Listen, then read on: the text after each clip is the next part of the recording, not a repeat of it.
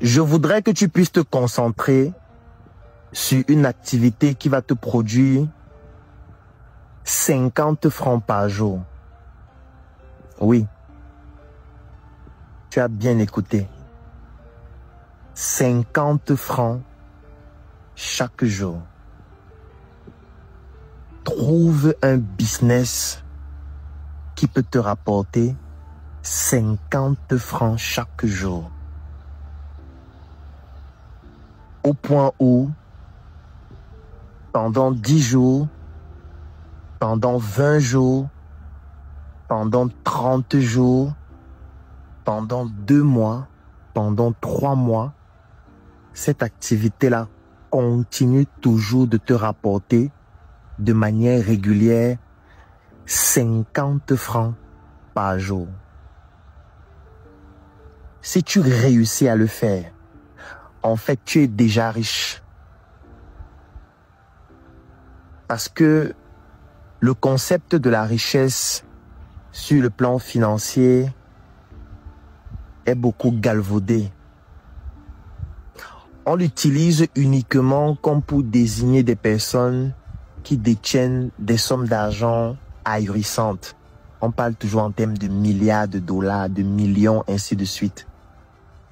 Et du coup, on ne se rend pas compte qu'il y a un processus derrière et que ce processus-là commence avec des sommes très faibles.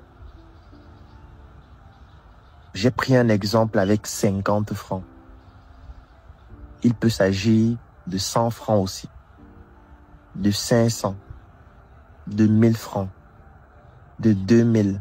En réalité, le montant n'est pas important. Le montant peut être X en fonction de vos capacités, en fonction du business que vous avez pu identifier. Mais l'élément le plus important, c'est le fait que vous puissiez gagner cette somme X tous les jours sur une longue période. Bien sûr, le montant ne sera pas fixe chaque jour. Il y a des jours où vous allez gagner plus de 50 francs. Il y a des jours où vous allez gagner moins de 50 francs. Il y a des jours où vous allez gagner 50 francs. Mais vous devez minimum gagner quelque chose tous les jours sur une longue période de minimum 3 mois, 6 mois. Si vous avez déjà une activité pareille, sachez que vous avez entre les mains un trésor, un diamant. En fait, vous êtes déjà riche. C'est juste que vous pensez que la richesse financière se base uniquement sur des montants en milliards ou en millions. Non. Si toi qui regardes cette vidéo, tu as une activité qui te permet tous les jours de pouvoir faire ta comptabilité et te rendre compte qu'après avoir enlevé toutes les charges de ton business, tu as pu gagner 50 francs, 100 francs, 500 francs, 1000 francs, tu es déjà riche. Les seuls aspects sur lesquels tu dois travailler pour consolider cette richesse ne sont pas nombreux. Le premier aspect, c'est celui d'écouter tes clients. Parce que si tu réussis à gagner 500 francs par jour, 1000 francs par jour, ça veut dire que tu as des clients qui achètent tes biens et tes services. Il faut que tu écoutes tes clients. Il faut que tu essayes de comprendre leurs besoins et tu essayes de comprendre pourquoi ils achètent tes produits, pourquoi ils bénéficient de tes services, quel est l'usage qu'ils font de tes produits. C'est très important d'écouter tes clients parce que ça va permettre d'améliorer la qualité de tes produits, d'améliorer la qualité de tes services, d'apporter des touches d'innovation et de montrer en fait à tes clients que tu les écoutes et que tu es réactif par rapport à leurs préoccupations. C'est la première chose que tu vas faire. La deuxième chose que tu vas faire, c'est de soigner ton service après-vente. Lorsque tu as fini de vendre un produit, tu dois pouvoir soigner ton service après la vente. C'est une continuité du premier point. Tu dois créer une relation avec le client qui va au-delà de la simple transaction financière. Tu dois comprendre que la confiance est une monnaie beaucoup plus précieuse que l'argent. La confiance est une monnaie qui est plus précieuse que l'argent. Donc, tu dois bâtir avec tes clients une relation de confiance très forte pour qu'au-delà de la transaction financière, au-delà du produit, au-delà du service, tes clients puissent te considérer comme quelqu'un de confiance, comme quelqu'un de fiable, comme quelqu'un qui peut les aider, qui peut leur recommander un certain nombre de choses parce qu'il est réactif, parce qu'il est toujours à l'écoute, parce qu'il va au-delà du business dans la relation. Tes clients doivent devenir comme tes partenaires.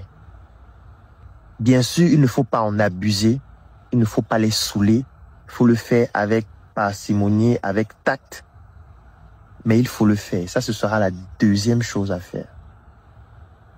La troisième chose à faire va consister à développer ta spiritualité, parce qu'un business avant tout comporte des lois spirituelles qui commencent par ta propre spiritualité et la spiritualité qui tourne autour de ton activité, autour de ton produit, autour de ton service. Tu dois respecter les lois de la nature, les lois spirituelles, comme par exemple la gratitude qui te permet de pouvoir progresser. Tu dois comprendre que tu dois élever les autres.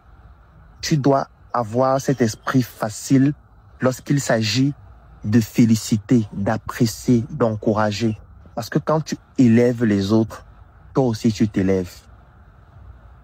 Donc même si tu as quelqu'un qui pratique une activité similaire à la tienne, tu dois trouver le moyen de collaborer avec la personne, d'apprécier la personne, de féliciter la personne, de montrer à la personne que vous n'êtes pas dans une adversité. Tu dois pouvoir féliciter tes clients. Tu dois pouvoir contribuer à faire progresser aussi tes clients. Tu n'es pas juste là pour leur vendre un produit et t'arrêter à ça, non. Si ton client pratique une activité, tu dois trouver un moyen de permettre à ton client de s'élever aussi. Tu dois pouvoir le féliciter aussi.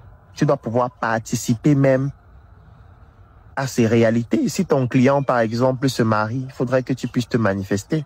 Si ton client est victime d'un événement douloureux, il faudrait que tu puisses te manifester. Tu ne peux pas juste rester dans la relation purement commerciale. Là, ce sont des dimensions spirituelles que tu dois travailler. Quatrième aspect, c'est de toujours te former. Un entrepreneur qui ne se forme pas, c'est un entrepreneur qui va disparaître. Tu dois te former pour apprendre à mieux vendre. Si tu te rends compte qu'il y a de nouvelles techniques, essaye d'apprendre. On parle d'intelligence artificielle, essaye d'apprendre. Comment je peux faire pour intégrer ça dans mon business? On parle de nouveaux outils qui peuvent te permettre de mieux vendre. Essaye d'apprendre. On parle de la négociation. Lis un livre sur la négociation. Si tu vends des bonbons, documente-toi dessus. Essaye d'apprendre comment les autres vendent les bonbons, comment les autres développent des techniques, comment les autres progressent dans leur activité pour que tu puisses t'en inspirer. Essaye de te documenter même dans d'autres domaines pour pouvoir apporter de l'innovation, de la fraîcheur dans ce que tu fais. Dont la formation, elle est fondamentale. Ne passe jamais un mois sans lire un livre, sans assister à une conférence, sans suivre une formation, sans demander conseil à des personnes qui ont plus de qualifications que toi, plus d'expérience, plus de réalisation et qui peuvent te permettre de t'améliorer. L'autre aspect, c'est de pouvoir soigner de manière rigoureuse ta relation avec tes partenaires financiers, tes fournisseurs, tes associés. Il faut soigner ta relation avec eux. Et je reviens à ce que j'ai dit, à savoir, la confiance est une monnaie plus précieuse que l'argent. Il faut que tes associés aient confiance en toi. Il faut que tes partenaires financiers aient confiance en toi.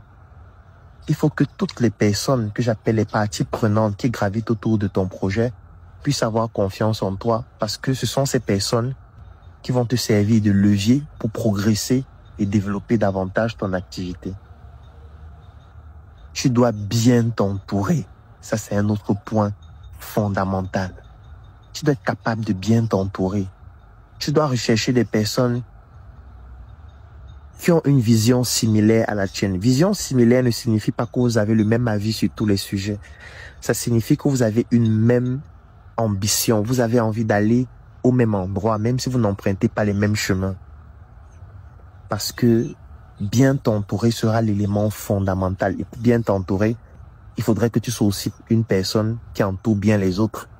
Tu ne peux pas être bien entouré si toi-même, tu n'es pas une bonne personne. Comme un proverbe dit souvent, on dit souvent du diable qu'il est mal entouré. Non, il faudrait pas que tu sois le diable et tu te plaignes d'être mal entouré. En fait, c'est toi le problème. Tu dois soigner ton entourage. Parce que le business qui te rapporte 25 francs aujourd'hui peut te rapporter 250 francs demain, peut te rapporter 500 francs, peut te rapporter 1000 francs, peut te rapporter 100 millions. Le même business. Tu n'as pas besoin de changer de business. Tu n'as pas besoin de te diversifier trop vite. Tu n'as pas besoin de commencer à dire, comme le business, il me rapporte déjà 500, je vais commencer à tenter l'autre business qui me rapporte 5000. Non. Il y a des personnes qui gagnent des millions en vendant les stylos, en vendant les bonbons. Donc, tu n'as pas besoin de te diversifier très tôt. Peut-être tu vas le faire ultérieurement parce que c'est clair que tout business a un risque. Donc, à tout moment, il peut y avoir des contingences internes ou externes qui attaquent ton business et ça te fait disparaître. Donc, du coup, tu dois pouvoir anticiper. Donc, tu dois soigner ta capacité à pouvoir mettre en avant des aspects comme l'assurance. Tu dois t'informer sur l'assurance. Tu dois t'informer sur le droit dans ton secteur d'activité. Tu dois t'informer sur la fiscalité. Tu dois t'informer sur comment bâtir un réseau puissant. Et quand je parle de réseau, ça peut être de pouvoir connaître un certain type de personnes, de pouvoir rejoindre des mouvements d'entrepreneurs, de pouvoir rejoindre même parfois des tontines. Parce que tu t'imagines, tu gagnes 25 francs par jour et tu te retrouves dans une tontine de 40 personnes qui cotisent 25 francs par jour. 25 francs, ça n'a l'air de rien. Mais si 40 personnes cotisent 25 francs par jour, si 100 personnes cotisent 25 francs par jour, ça fait combien par jour? Après 6 mois, lorsque vous allez grandir dans vos activités, vous allez gagner combien? Vous seriez capable de cotiser désormais combien? Moi, je connais des personnes qui font des tontines de 1000 francs par jour. Ça donne beaucoup d'argent. Parce que c'est cette faculté à négliger les petits montants qui fait en sorte qu'on ne progresse pas suffisamment dans ce qu'on fait. Donc, toi qui n'as pas encore d'activité, n'essaye pas de devenir milliardaire tout de suite. Cherche un business qui peut te rapporter 25 francs par jour. Si tu as déjà une activité qui te rapporte de l'argent tous les jours sur une période qui est longue, applique les conseils que je viens de te donner. Maintenant, si tu as des difficultés à être discipliné, parce que je dis souvent, le talent s'arrête là où la discipline commence, je vais laisser un lien dans la description de cette vidéo et en commentaire. Tu cliques dessus, tu remplis le formulaire et tu choisis l'une de nos offres. Discipline 360, c'est un programme que nous avons créé pour accompagner durant l'année 2025 toutes les personnes qui manquent de discipline et qui souhaiteraient être beaucoup plus disciplinées pour atteindre leurs objectifs. Je sais que tu peux le faire. Arrête de dire que tu es au chômage.